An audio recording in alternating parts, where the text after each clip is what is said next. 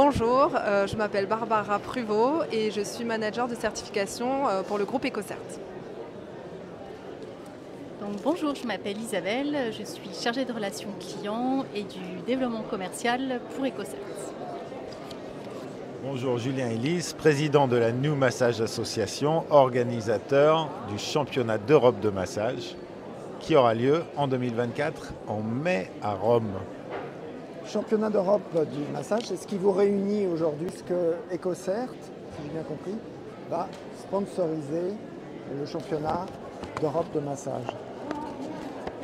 Alors, Isabelle Jean, qui a une longue expérience dans le monde du bien-être, du spa, du massage, était déjà membre du jury et aujourd'hui travaille chez EcoCert pour un nouveau label dont je les laisserai détailler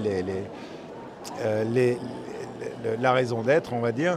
Mais EcoCert se lance avec nous au championnat d'Europe de massage 2024 en tant que sponsor, puisqu'on associe un label qualité qui est celui d'EcoCert avec la recherche de qualité qui est celle d'un championnat d'Europe de massage où on recherche les masseurs qui représentent au mieux cette passion et ce travail qui est celui du massage. Juste deux mots sur ce championnat. Il est organisé tous les ans.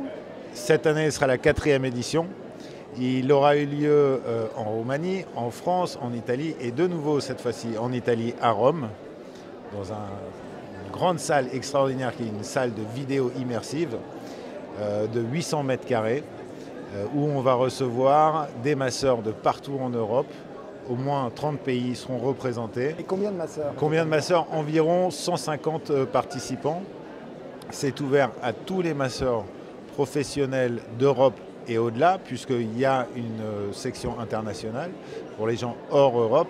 Donc il y aura des Américains, il y aura des Sud-Américains. Donc une énorme communauté de masseurs passionnés par aider son client, par laisser son client mieux après qu'avant leur arrivée, passionnés par l'apprentissage, par continuer à se former sur différentes techniques, puisque c'est un événement où quand on rencontre 150-200 personnes de partout dans le monde, forcément on s'inspire d'eux, on leur pique des choses, ils nous piquent des choses, etc. Donc c'est un moment d'échange. Je vais poser la question peut-être à Barbara Pruvot. EcoCert s'intéresse de plus en plus au bien-être. Vous venez de lancer un label pour les établissements de bien-être. Maintenant, vous sponsorisez un championnat d'Europe de massage. Donc le bien-être, c'est quelque chose qui va être de plus en plus normé, labellisé, selon vous? Oui, déjà le bien-être prend une place de plus en plus importante dans la vie de chacun et c'est vrai que les clients finaux étant de plus en plus exigeants, il nous paraissait vraiment important de travailler sur cette labellisation-là et d'accompagner les acteurs du bien-être dans la transformation de leurs pratiques et dans la mise en place d'une démarche plus durable. Donc oui, on est très, très heureuse avec Isabelle de sponsoriser cet événement. Quelle garantie vous apportez à ce championnat de massage? Quelle garantie?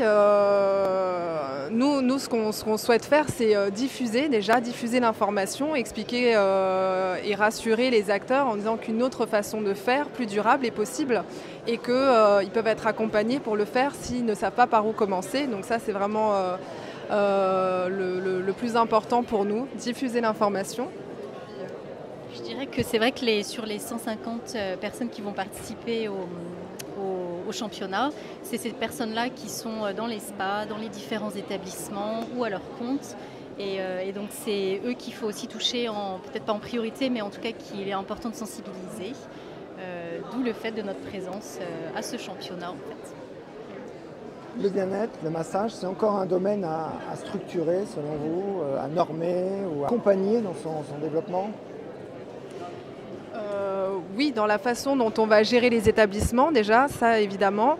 Et puis ensuite, on en parlait tout à l'heure, quelle place, quelle sécurité on peut apporter au personnel aussi. C'est vrai que dans certains pays, on va avoir des pratiques où on va pousser les masseurs, les thérapeutes à effectuer de très nombreux soins par jour, notamment des massages, ce qui peut être très fatigant, éreintant. Et donc, à travers cette labellisation, on impose aussi des critères sur le bien-être au travail et avec cette volonté de mettre le personnel au cœur aussi de l'établissement. Ce n'est pas uniquement les clients, il faut aussi faire attention au personnel. Et voilà, et donc on a un de nos 3 gros piliers du référentiel qui est vraiment axé sur le personnel. Julien Ellis, en tant qu'organisateur, ça fait des années que vous suivez en fait, les championnats de massage du monde, d'Europe, de France. Est-ce que vous avez l'impression qu'il y a une professionnalisation de plus en plus poussée chez les masseurs aujourd'hui? Oui, et il y a un approfondissement des connaissances. Je m'explique. Traditionnellement, dans des spas où on pouvait avoir des gens qui peut-être avaient appris le massage et quelques autres corps de métier, finalement laissaient un petit peu un goût superficiel dans le monde du massage. Au jour d'aujourd'hui, via les championnats, via d'autres événements qui sont dans le monde du massage, on va voir les vrais passionnés qui avaient peut-être moins une place dans un spa de luxe, qui avaient peut-être moins une place dans un environnement justement très protocolé, qui sont des passionnés, qui ont quelque chose à apporter à leurs clients avec passion et avec empathie, qui vont avoir un peu plus de lumière mise sur eux. C'est aussi leur moment de venir, d'avoir les caméras sur eux, leurs pairs, soit d'autres masseurs, des profs, etc., qui vont commencer à voir des techniques qui sont inspirées de leurs 6 mois en Inde ou de leur année en Amérique latine.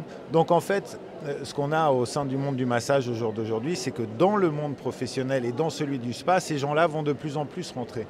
Il y a une perméabilité qui a lieu actuellement, je crois, et que donc tous ces passionnés sont de plus en plus visibles et sont de plus en plus accessibles en fait au client final. Où se situe la France des masseurs dans cette Europe? Il y a quelque chose qui est extraordinaire en France et qu'on a dans le monde du massage, mais comme dans plein d'autres choses, c'est ce savoir-faire à la française, c'est ce souci du détail qu'on va souvent retrouver dans le luxe, mais pas que, c'est-à-dire une certaine attention au client. Encore une fois, le souci du détail. En ce qui concerne le massage lui-même, je dirais que les Français se portent bien. Je ne dirais pas pour autant qu'ils soient à l'heure actuelle les meilleurs, même s'il y a des talents qui sont en train de ressortir, qui sont très très intéressants. Des gens comme Delia Lapéry, comme Cathy Sissoko, qui sont des personnes qui ont travaillé dans des grands spas, mais pas que, et qui vraiment démontrent un engagement lors de leur massage et qui sont des exceptions à ce que je disais tout à l'heure sur cette critique qui est que ça pourrait laisser un goût superficiel. Là, on a des gens qui sont vraiment passionnés, engagés, qui sont là pour laisser une vraie marque positive sur leurs clients en 55 minutes, laisser la personne ayant vécu quelque chose d'important, de spécial, de marquant pour le client. Donc voilà, on a des masseurs comme ça qui sont en France. Est-ce qu'ils seront les meilleurs? Ce que je peux dire, c'est qu'au championnat d'Europe, ils sont à l'heure actuelle ceux qui sont le mieux représentés. Il y a énormément de Français, plus de Français que d'Italiens encore. Donc on les attend en nombre. Évidemment, une petite fierté personnelle qui est tant de Français au championnat d'Europe. Mais voilà, donc on sera très content de voir ce qu'ils font à ce championnat. Isabelle Jean, vous avez été membre du jury du championnat d'Europe? Championnat d'Europe. Championnat d'Europe. Est-ce que vous partagez l'avis de Julien Ellis?